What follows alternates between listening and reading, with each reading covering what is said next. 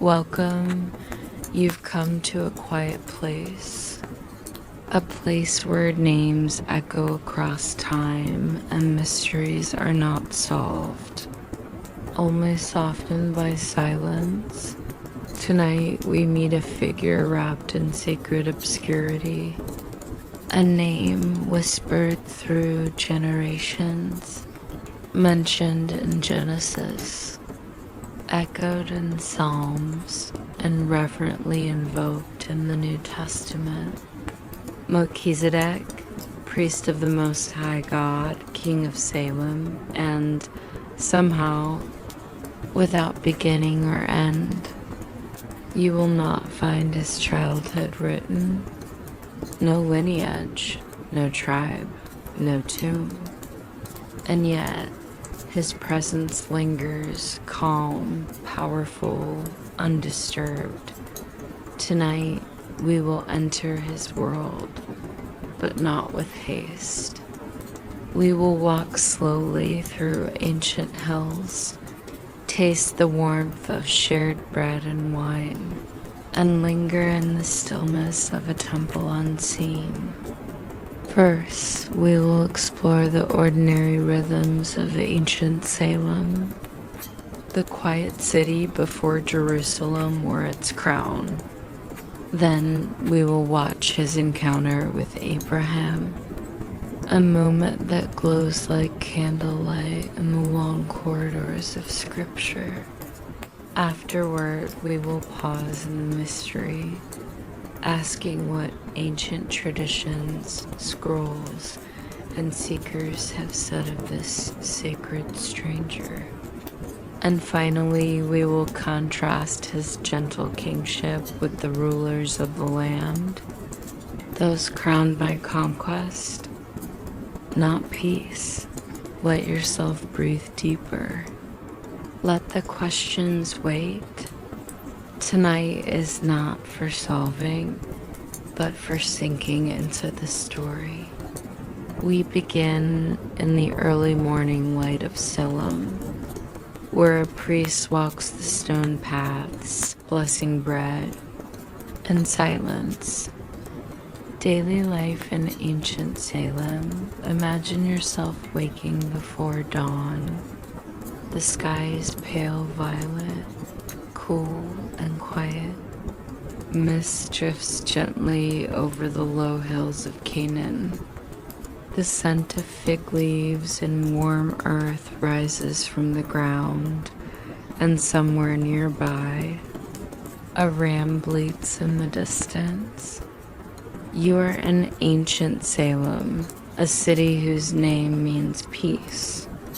Not yet Jerusalem, not yet ruled by kings or priests from scroll-filled temples, but already sacred, already watching, already waiting. The city is built of soft stone stacked into quiet homes. Vines climb the walls.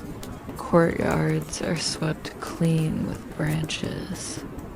And the rhythm of life moves without urgency. Farmers stir coals from the night before, grinding barley into flour and pouring oil from clay jars. Children gather bundles of kindling. Mothers hum songs older than memory. The people of Salem rise slowly. They are not warriors or merchants. They are caretakers of the land and the silence. The fields outside the city ripple with barley, wheat, and groves of olive trees. Shepherds pass through, their staffs tapping gently on stone, driving flocks through dew-covered paths. And in the center of this quiet world is a priest. His name is Melchizedek, but he walks with no entourage, no crown on his head, no scroll declaring his lineage. He rises early like the others, but his path leads not to the fields, not to the wells or markets, but to a flat place outside the city walls, a quiet altar of uncut stone. Here, he lifts his hands in prayer, not with spectacle, not with incense clouds or temple choirs, but with stillness. He is both king and priest, but his kingdom is not loud. His temple is not built. His presence is felt. The people revere him, but he walks among them without need for recognition. He speaks rarely, but when he does, it is with clarity, like a spring bubbling up from dry ground.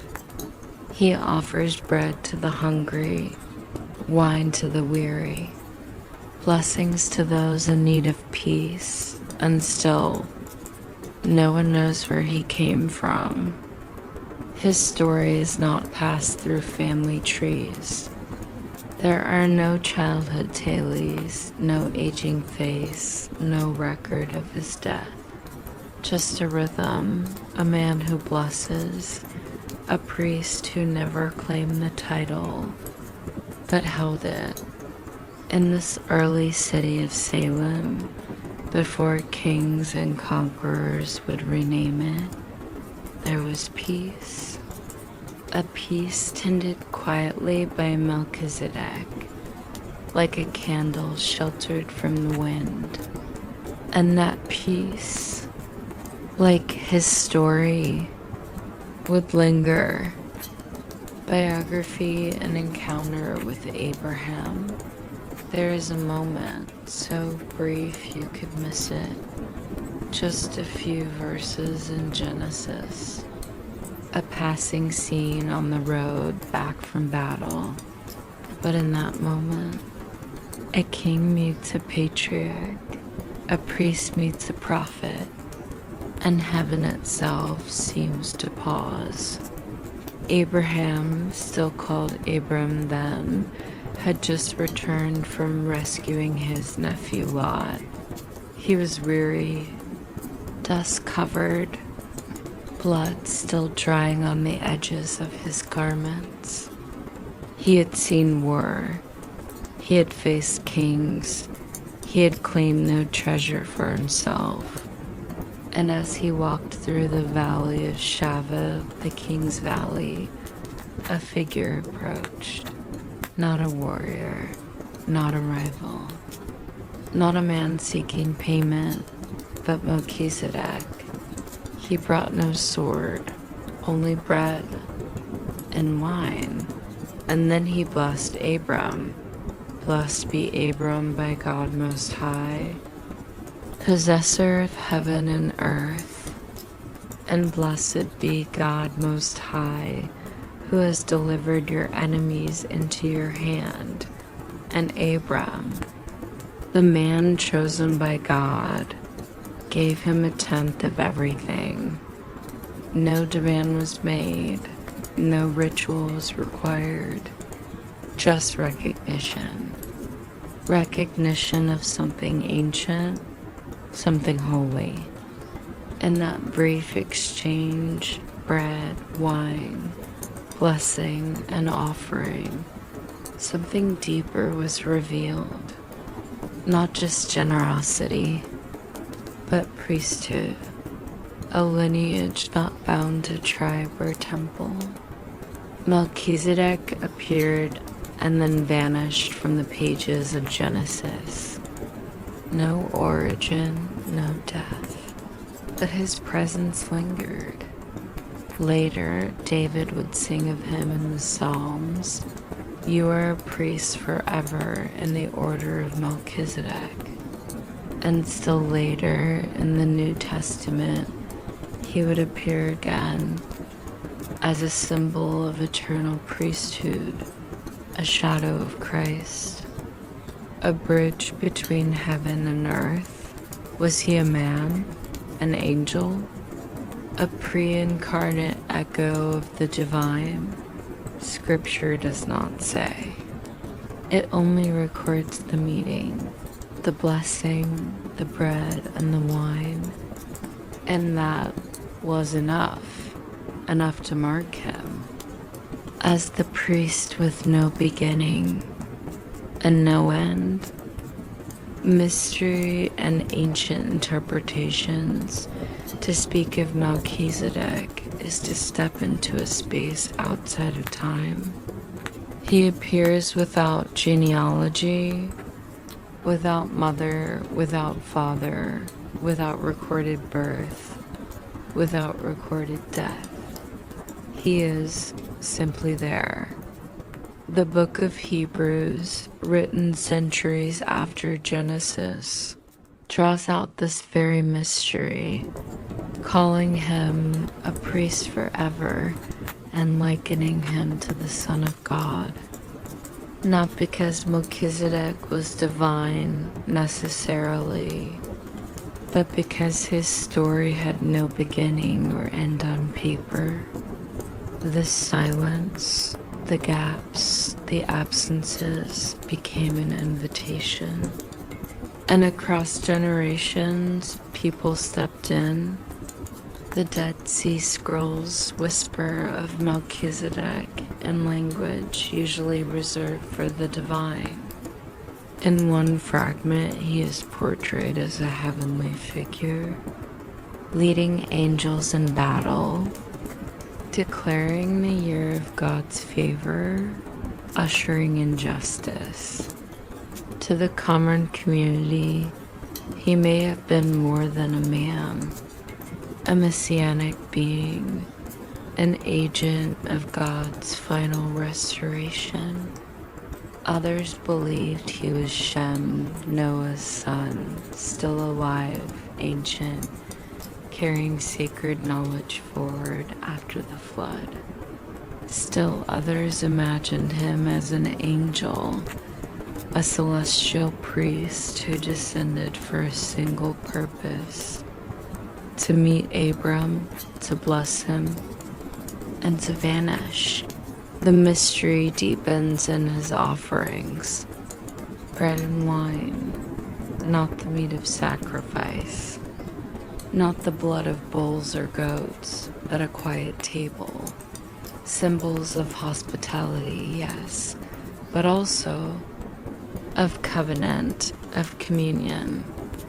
Much later, at a different table, in an upper room, bread and wine would return, not as gifts from a king, but as the body and blood of another priest, who also bore no earthly lineage to Levi, a priest of a different order, an eternal one.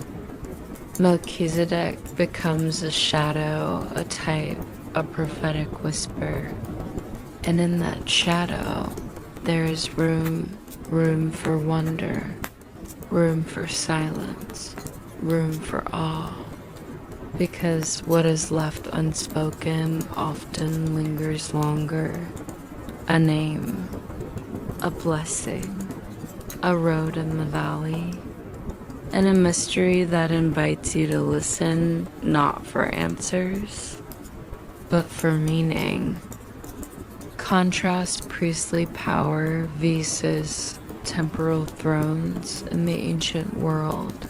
Power often came dressed in robes, but not always the same kind. There were robes of royalty stitched with gold, fragrant with imported oils, heavy with status. And there were robes of priesthood, simpler, cleaner, woven with ritual and restraint. Most rulers clung to thrones. Melchizedek carried a blessing. Most kings demanded loyalty through law, force, and spectacle. Melchizedek offered bread. He didn't ride into the valley with armies.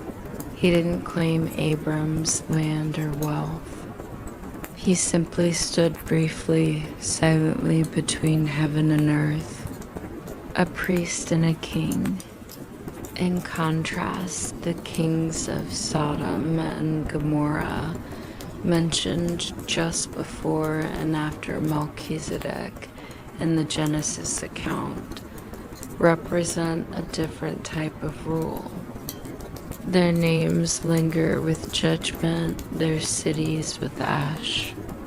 Sodom's king approaches Abram with a deal, offering people in exchange for goods, transactional, earthly. It is Melchizedek who offers something higher, a blessing without demand. Even the mighty priesthood of Levi, established later through Aaron, pales in comparison to the mystery of Melchizedek. That priesthood was bound by lineage, law, and temple sacrifice, but Melchizedek's was free from all of that. A priesthood that needed no genealogy, no curtain, no altar drenched in blood, just bread and wine and a word of blessing. Centuries later, as Jerusalem's temple bustled with politics and ritual, another figure would challenge it all. A man who overturned tables, who wept over the city, who, like Melchizedek, had no earthly claim to the priesthood, and yet became the high priest of a new covenant. Jesus of Nazareth. The book of Hebrews tells us plainly, he is not of the tribe of Levi, he is of the order of Melchizedek. Not a priest of law, but of promise, not of sacrifice, but of surrender, not of fear, but of mercy. And so Melchizedek stands at a great crossroads, between old and new, between throne and altar, between flesh and spirit. He reminds us that sacredness doesn't always wear a crown, and true authority doesn't always raise its voice. Sometimes it simply offers bread. So much of Melchizedek's story is silence. He walks in and walks out. No origin, no ending, no genealogy to trace. And yet he left something behind. A blessing, bread, wine, a shadow of things to come. In a world that often demands proof, pedigree, and performance, Melchizedek is a quiet defiance, a figure who says, sometimes the most sacred things cannot be explained. Sometimes the holiest moments are fleeting. Sometimes the presence of God appears not in power, but in mystery. As you settle into sleep tonight, let yourself rest in that mystery. Let the story of this silent priest walk beside you through valleys of questions, over hills of hope, and into the stillness where divine truths whisper without words. You don't need to have all the answers. You don't need to know where the story ends. You only need to rest. You are watched. You are held. You are blessed. Good night.